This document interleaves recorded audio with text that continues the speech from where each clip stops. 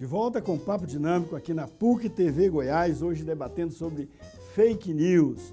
Você pode também nos acompanhar no canal da PUC TV Goiás no YouTube, no perfil do programa Papo Dinâmico, no Facebook, no Instagram e no Twitter.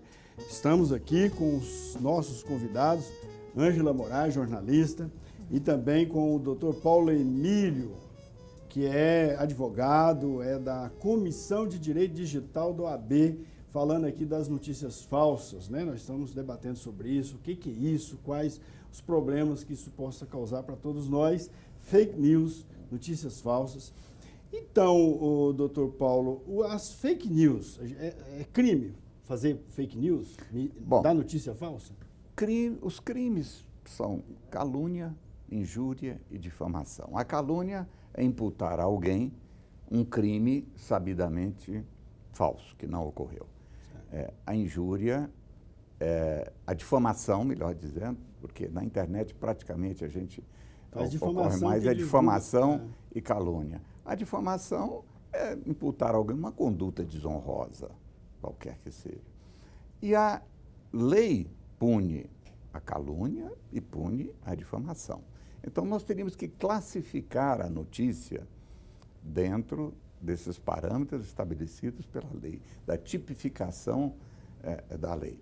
A Justiça Eleitoral incorporou a calúnia eleitoral, a injúria eleitoral, a difamação eleitoral e criou mais uma, que é a divulgação de notícias falsas com o intuito de prejudicar um candidato, um partido, um grupo. Então, criou também... Se alguém se sentir prejudicado, no caso da Justiça Eleitoral, ele tem que procurar o TRE. O TRE. Ele entra com a representação no TRE. No TRE. É o TRE que é responsável por julgar os eventuais. Quem não é candidato, aí procura o quê? A Justiça Penal. Pode ser que alguém não seja candidato, mas de alguma forma esteja envolvido na eleição. Há casos, inclusive, de condenação por injúria contra um juiz eleitoral. O juiz não é candidato, mas ele participa do processo eleitoral. Entendi. Então, nesses casos, a Justiça compete à Justiça Eleitoral. E a Justiça Eleitoral pode fazer um julgamento penal, condenar por crime? Sim, esses crimes estão previstos no Código Eleitoral. Artigos 324, pode, 323. Inclusive, estabelecer uma pena. Uma pena que normalmente varia as mais leves de 1 a 6 meses de detenção e multa, até 2 a 3 anos, 2 a 6 anos de detenção. Detenção também. De detenção também. Ok. E a senhora, professora Ângela Moraes, acredita que a Justiça Eleitoral está equipada para exercer esse controle? Olha, o fenômeno das fake news, ele é um fenômeno muito recente. Eu acho que, inclusive, até a área jurídica ainda está se debruçando bem, né, para estudá-lo, para ver as formas de coibir esse tipo de ação. Eu acredito que a gente vai ter um teste no Brasil esse ano. E, evidentemente, como é um teste, né, vão haver, né, aí algumas falhas. Acho que alguns acertos, mas eu acho que compete muito ao cidadão perceber determinadas ações nessa direção e denunciar, né? Eu acho que o cidadão, hoje ele se investe aí de uma responsabilidade muito grande, a meu ver, e não apenas deixar que a justiça tome a iniciativa, né? Porque a justiça também ela funciona bastante por demanda. Então aí nesse caso eu acho, né, que o Ministério Público pode agir. Se algum candidato estiver sendo injustamente, sei lá, difamado, o próprio Ministério Público Eleitoral pode... Ele não vai agir em defesa do interesse de um candidato específico. Okay. Ele vai defender o interesse da sociedade. Ele é o fiscal da lei, ele vai se preocupar com a lisura de todo o processo eleitoral. Entendi. Agora, no caso de um candidato se sentir atingido, a preocupação é que ele vai ter que tomar iniciativa. Ele tem que tomar essa iniciativa. Okay. Tá, então, professora, então entendi. Desculpa fazer essa... Para entender quem é o titular da ação nesse caso aí. Então, a senhora falava que é importante o cidadão mesmo tomar iniciativa. Sim, é porque é muito difícil hoje, o volume é muito grande, né, da circulação desse tipo de notícia. Geralmente, qualquer atitude para impedir isso, ela é posterior ao crime cometido. E você ficar fiscalizando milhões de páginas na internet né, é humanamente impossível. Então, cabe ao cidadão fazer essa autoeducação e, quando julgar necessário, né, tipificando esse crime, fazer a denúncia. Tá, mas às vezes não é o candidato que está preocupado, ou às vezes ele está tão preocupado em fazer campanha que ele não vai ter tempo de ir lá entrar com ação.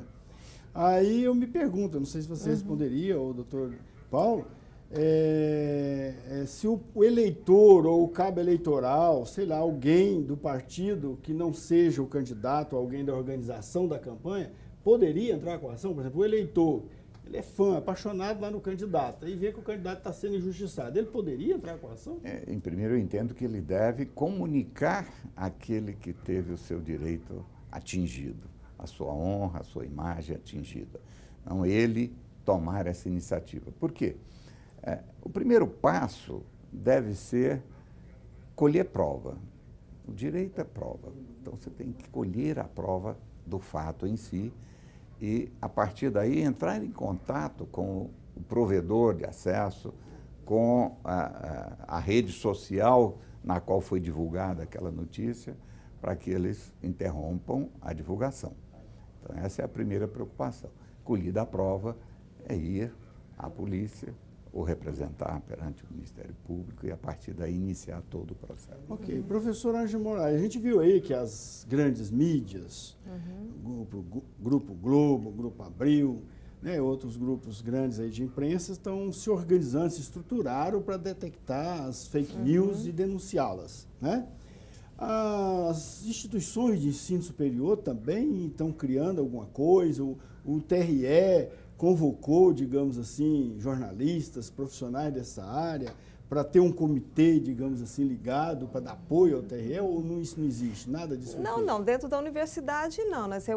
Aí eu posso falar pela área de comunicação, onde eu atuo.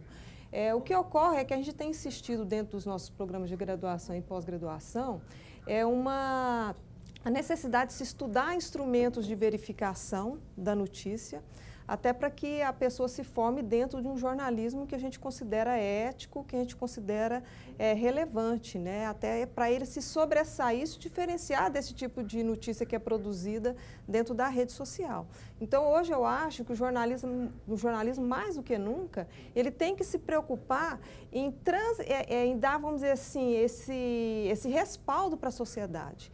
Ele tem que se transformar hoje numa instituição de confiabilidade, porque o que está faltando é isso, há uma desconfiança geral hoje de quanto é notícia, e às vezes até as verdadeiras podem, às vezes, ser interpretadas como falsas. Então, nós temos que resguardar algumas instituições, e eu acho que o jornalismo é uma dessas instituições que nós temos que resguardar, no sentido de proteger o cidadão e propiciar a esse cidadão que ele tenha segurança de ter notícias verdadeiras, porque com essas notícias é que ele vai se movimentar em sociedade. O que é uma notícia verdadeira? Desculpa fazer essa pergunta, parece ingênuo, mas me ficou aqui curioso, porque há um santo na Igreja Católica que defendia mentira.